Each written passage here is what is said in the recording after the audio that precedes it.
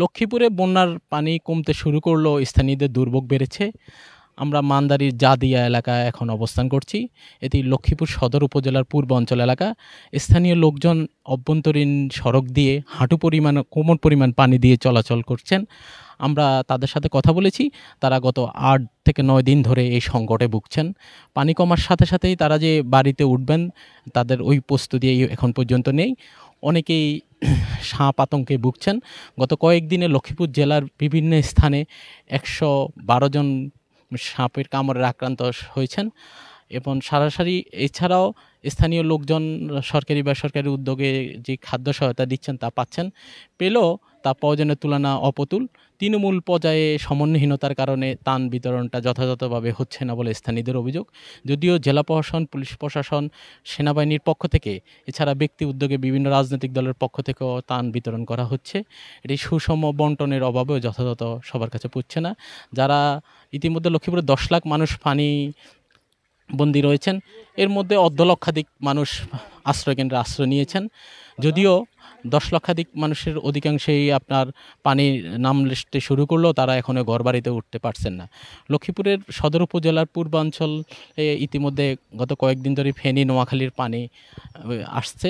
পানির চাপের কারণে এখানে পানি ৫ থেকে ৬ ফুট কিছু কিছু এলাকা হয়েছে। ইতিমধ্যে ১-২ ফুট পানি কমলেও শীঘ্রই এই সংকট কাটছে না বলে স্থানীয়রা জানিয়েছেন। লক্ষ্মীপুরের খাল নদী দখলের কারণে জলবদ্ধতা সৃষ্টি হয়েছে, যদিও মেঘনা নদীতে পানি আশানুরূপ পানি নেই। এছাড়া লক্ষ্মীপুরের রায়পুর উপজেলার ডাকাতিয়া নদী, সদর উপজেলার রহমতকালী খাল, ওয়াবদা খাল, রামগঞ্জের বীরন্দ খাল, ওয়াবদা খাল, রামগতি কমলনগরের ভুলুয়া খাল অবৈধ দখলদাররা দীর্ঘদিন ধরে বিভিন্ন স্থানে মাছ চাষ করছেন। পাশাপাশি তারা দোকান ঘর স্থাপনা নির্মাণ করে বাঁধ দিয়ে রেখেছেন, যার কারণে খুব অল্প সময়ের মধ্যেই পানি নামার আশা করা যাচ্ছে না। খুব ধীরগতিতে পানি নামছে। আমরা এই বিষয়ে কথা বলছি প্রশাসনের সঙ্গে। এছাড়া পানিবাহিত বিভিন্ন রোগে আক্রান্ত হচ্ছেন। জেলা স্বাস্থ্য বিভাগের পক্ষ থেকেও চিকিৎসা সেবা নিশ্চিত করার জন্য বেশ কয়েকটি তৃণমূল পর্যায়ে মেডিকেল টিম গঠন করা হয়েছে। প্রতিটি গ্রাম, প্রতিটি ইউনিয়নে মেডিকেল টিম রয়েছে। এছাড়াও জেলা জনস্বাস্থ্য বিভাগের প্রকৌশলী, নির্বাহী প্রকৌশলী বিলকিস আক্তার আমাদেরকে জানিয়েছেন ইতিমধ্যে লক্ষ্মীপুরে ১০ লাখ বিশুদ্ধ পানি বিশুদ্ধকরণ ট্যাবলেট এসেছে। এর মধ্যে ৫ লাখ বিতরণ করা হয়েছে। আমাদের জেলা পুলিশ প্রশাসনের পক্ষ থেকেও ত্রাণ বিতরণ করা হয়েছে। জেলা প্রশাসন থেকে শুরু করে সকলেই সম্মিলিতভাবে ত্রাণ বিতরণ কার্যক্রম অংশ নিচ্ছেন। যদিও এটি প্রয়োজনের তুলনা অপ্রতুল বলে স্থানীয় জানিয়েছেন।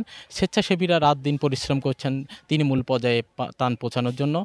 সদর উপজেলার দিঘলি, চরশাহী, দত্তপাড়া, তেয়ারীগঞ্জ, মান্দারি এসব এলাকায়, চন্দ্রগঞ্জ সহ এসব এলাকায় বন্যা পরিস্থিতি কিছুটা উন্নতি হলেও এখন পর্যন্ত মানুষ ঘরবাড়িতে বসবাসের উপযোগী হয়নি।